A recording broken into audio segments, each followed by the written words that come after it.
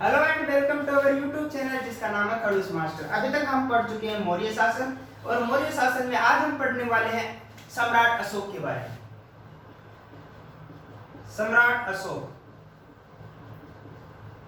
अशोक का शासन काल माना जाता है 273 ईस्वी पूर्व से 232 ईस्वी पूर्व तक। ठीक है दोस्तों, देखिए अशोक ने अशोक के पिताजी थे बिंदुसार। वो किसको राजा बनाना अपना उत्तराधिकारी घोषित किया था? सुसीम को, जो अशोक का भाई था। और सुसीम क्या था? तक्षशिला का क्या था? उस समय सूबेदार था या कोई गवर्नर था। और उस समय क्या हुआ कि तक्षशिला में एक विद्रोह हुआ था जिसको दबाने में सुसीम क्या हुआ? नाकामयाब रहा। लेकिन तक्षशिला को के विद्रोह को दबाने में उज्जैन का जो सूबेदार था, कौन था दोस्तों उस समय? उज्जैन का सूबेदार था कौन? सम्राट अशोक। उन्होंने क्या किया था? तक्षशिला में हुए विद्रोह को पूरी तरह से उनका दमन कर दिया था। इसलिए तभी से इनकी क्या हुई कि जो सम्राट की योग्यताएं थी वहीं से दिखना शुरू हो गई थी।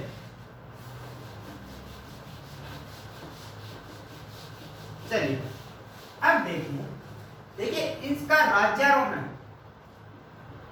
सम्राट अशोक का राज्यारोहण हुआ था 273 ईस्वी पूर्व और इनका राज तिलक हुआ था 269 ईस्वी पूर्व। अब इनके बीच का जो पीरियड है, देखिए कितना हो गया? 4 साल का जो पीरियड है, इन्होंने क्या किया? अपने सिंहली अनुसूची के अनुसार, जो सिंहली अनुसूची है श्रीलंका का है, ये सिंहली अनुसूची के अनुसार अपने 99 भाइयों को मारकर फिर राजा बने थे। तो ये कहते हैं कि ये बीच का जो पीरियड है, इसमें इन्होंने अपने 99 ब्रदर्स को मारकर फिर यहाँ पर पहुंचे थे। यही कहा जाता है सिंहली अनुसूची के अनुसार। चलिए अब इनका उपनाम पढ़ते हैं। देखिए सम्राट अशोक का अशोक नाम हमें प्राप्त हुआ था। उपनाम जो सम्राट अशोक है, अशोक उपनाम हमें प्राप्त हुआ था मास की अभिलेख से। मास की अभिलेख में, मैंने अभिलेख जब पढ़े थे वहां पे बताया था, मास की अभिलेख में हमें प्राप्त हुआ था कि सम्राट अशोक का अशोक नाम का किसमें मिला है? मास की अभिलेख में मिला है। और मास की अभिलेख में एक ना दो नाम हो रहा है, बुद्ध शाक्य या शाक्य मुनि, ये नाम भी प्राप्त हुए हैं। क्यों है? क्योंकि ये बौद्ध धर्म को मानने वाला अनुयायी था। कहते हैं कि ये पुराणों के अनुसार कहा जाता है कि ये पहले शैव धर्म के थे, लेकिन इनका एक भतीजा था जिसका नाम था निग्रोध। निग्रोध क्या है? बहुत ही शांत चित्त का रहता था, शांत चित्त रहता था। और अशोक को क्या थी? एनी टाइम कोई ना कोई प्रॉब्लम क्रिएट होती थी। तो निग्रोध से प्रेरणा पाकर इन्होंने क्या किया? बौद्ध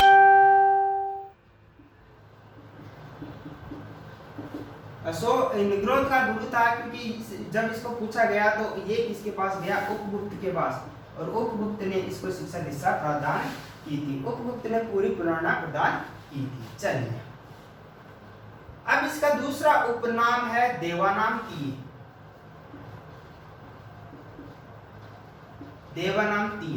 देवानामतीय हमें प्राप्त हुआ था दोस्तों 12वें और 13वें अभिलेख में।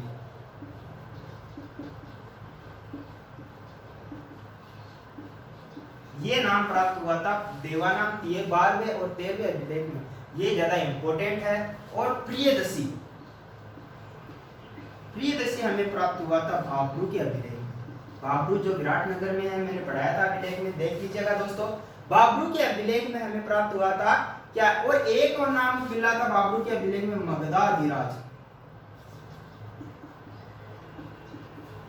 मगधाधिराज भी इनका नाम प्राप्त हुआ था। आई थिंक सबको समझ में आ रहा होगा। कोई भी दिक्कत होने पर क्या करेंगे? आप कमेंट बॉक्स में डालिएगा, मैं और अच्छे से पढ़ाने की कोशिश करूंगा। चलिए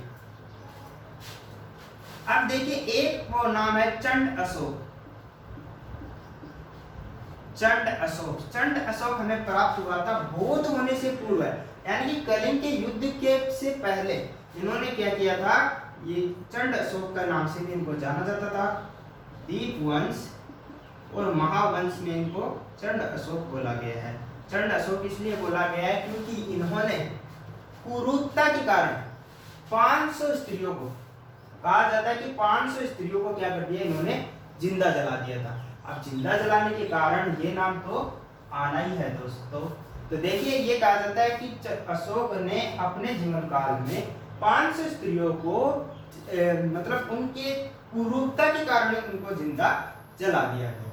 चलिए आगे बढ़ते हैं।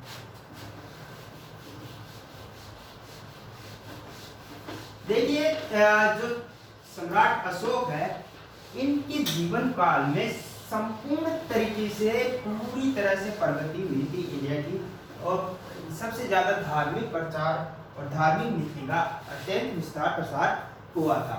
इन्होंने अपने जीवन काल में केवल एक ही युद्ध किया था, वो था कलिंग का, कलिंग युद्ध। और हर कंपटीशन में इसके एग्जाम में आते हैं कलिंग युद्ध। और कलिंग कहाँ है दोस्तों, उड़ीसा में। कलिंग में युद्ध करने का कारण था, पहले तो शक्तिशाली था और यहाँ पर हाथियों की अधिकता थी। कलिंग में जो हाथी थे वो क्या कि युद्ध की दृष्टि से अत्यधिक उपयोगी थे, इसलिए क्या हाथियों को प्राप्त करने के लिए सम्राट अशोक ने किस पे आक्रमण किया था, कलिंग पे आक्रमण किया था। और कब किया था, 261 ईस्वी पूर्व में, 261 ईस्वी पूर्व में इन्होंने क्या किया, इस पे आक्रमण किया। अब देखिए, और ये कब किया, अपने 90 वर्ष में,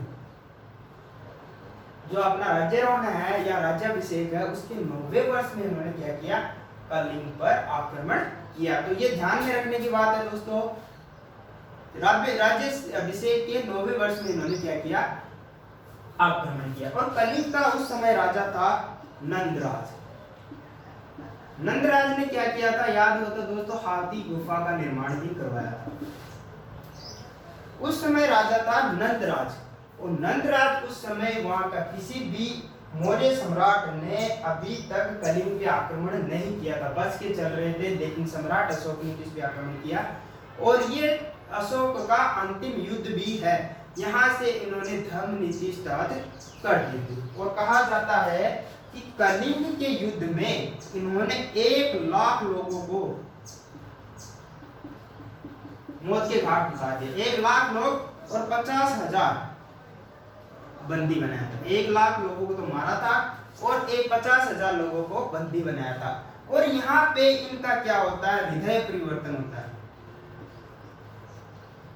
हृदय परिवर्तन, क्योंकि बहुत से महिलाएं हैं, बच्चे हैं, 5 साल 4 साल, इन बच्चों को इनकी मृत्यु के बाद इनको जब चारों तरफ लाशें दिखाई दी अशोक को, तो उनका क्या हो गया, हृदय परिवर्तित हो गया। और यहाँ पे इन्होंने कलिंग के युद्ध के बाद धम्म घोष अपनाया था।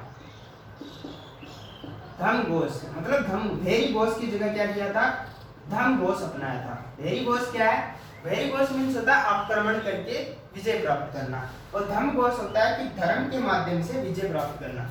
तो उन्होंने भेरी घोष को त्याग कर धम्म घोष अपनाया था। चलिए, कलिंग पे आक्रमण किया और इससे विजय तो प्राप्त होनी थी। चलिए,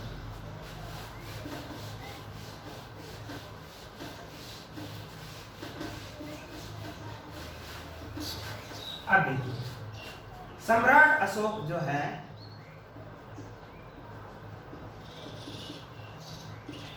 इनके पीएम थे, प्राइम मिनिस्टर कौन थे, राधागुप्त। राधागुप्त जो थे 3 लोगों के मतलब राधागुप्त एक ऐसे व्यक्तित्व थे जो 3 लोगों के 3 मौर्य सम्राट के अंडर काम कर चुके हैं। ठीक है, चलिए आगे देखते हैं। और इनके शासनकाल में तृतीय बौद्ध संगति का भी आयोजन हुआ था। तृतीय बौद्ध संगति का भी आयोजन हुआ था। ये कब हुई थी, 231 ईस्वी पूर्व में। तृतीय बौद्ध संगति का आयोजन 231 ईस्वी पूर्व में हुआ था। और कहां पर, पाटलिपुत्र में। चलिए, अभी देखिए कलिंग पर आक्रमण करके जब उन्होंने विजय प्राप्त की थी तो वहां पर दो राजधानी बनाई थी उसने, धौली और तोसली। उत्तर और दक्षिण के लिए कलिंग पर आक्रमण के याद रखना, धौली और तोसली दो राजधानियां बनाई थी, एक साइड में धौली और दूसरी साइड में तोसली। देखिए चलिए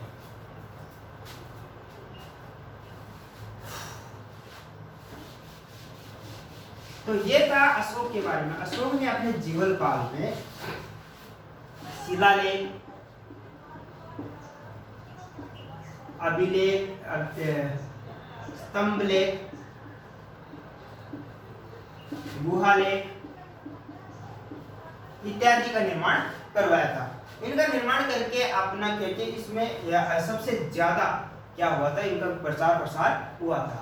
इसने अपने बौद्ध धर्म के प्रचार के लिए, बौद्ध धर्म के प्रचार के लिए श्रीलंका में अपने पुत्र और पुत्री महेंद्र और सुमित्रा को भेजा था। महेंद्र व सुमित्रा बौद्ध धर्म के प्रचार के लिए श्रीलंका भेजा था। आज भी श्रीलंका में बौद्ध धर्म को माना जाता है, ठीक है।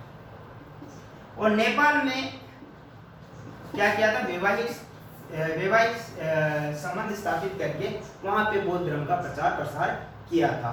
तो उस समय क्या की, और उसने क्या किया था, अशोक का धर्म, अशोक ने अपना धर्म बनाया था जिसे अशोक का धर्म के नाम से जाना जाता है, जिसमें ज्यादातर क्या थी, परोपकार की भावना थी, पशुओं के साथ अच्छे से व्यवहार करना, मतलब निर्दयता न करना, इन सब के बारे में बताया था। और दान दक्षिणा अत्यधिक किया करता था। अशोक धर्म नीति के कारण दान दक्षिणा अत्यधिक किया करता था। और ये कहा जाता है कि इसकी दान दक्षिणा के कारण ही मौर्य साम्राज्य का अंत हुआ था। मौर्य साम्राज्य के अंत का प्रमुख कारण इनकी दान दक्षिणा और परोपकार भी मानी जाती है। चलिए तो ये था सम्राट अशोक के बारे में। सम्राट अशोक ने बौद्ध धर्म के प्रचार प्रसार के लिए चाइना तक अपने आदमियों को भेजा था, अपने अनुयायियों को भेजा था। इन्होंने क्या किया था, धर्म के प्रति अत्यधिक आस्था दिखाई थी। और ऐसा नहीं है कि केवल अपने धर्म को, प्रत्येक धर्म के प्रति सम्मान भाव रखने की इन्होंने चेष्टा की। अंतिम देखिए, अभी देखिए मौर्य साम्राज्य का अंतिम, ये ज्यादा क्वेश्चन बड़ा क्वेश्चन नहीं है। मौर्य साम्राज्य का अंतिम राजा था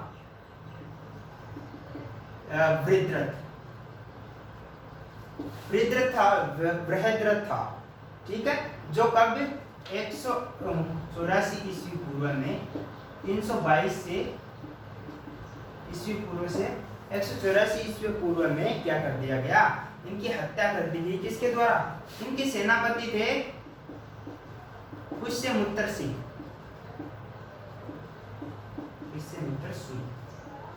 तो इन्होंने इनकी हत्या कर दी थी। तो ये अंतिम शासक के रूप में, मौर्य साम्राज्य के अंतिम शासक के रूप में इनको जाना जाता है। और देखिए सम्राट अशोक ने क्या किया था, श्रीनगर बसाया था। श्रीनगर जो साम्राज्य है वो बसाया था। चलिए सम्राट अशोक के बारे में फिलहाल इतना। एग्जाम की दृष्टि से जितना भी था मैंने आपको पूर्णतया बता दिया है।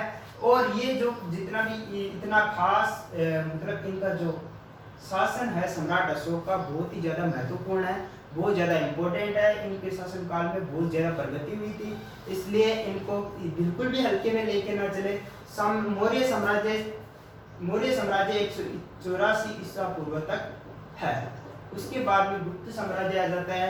तो आपको ये वीडियो कैसा लगा, अगर अच्छा लगा तो लाइक शेयर कमेंट और सब्सक्राइब करना ना भूलें। Thank you.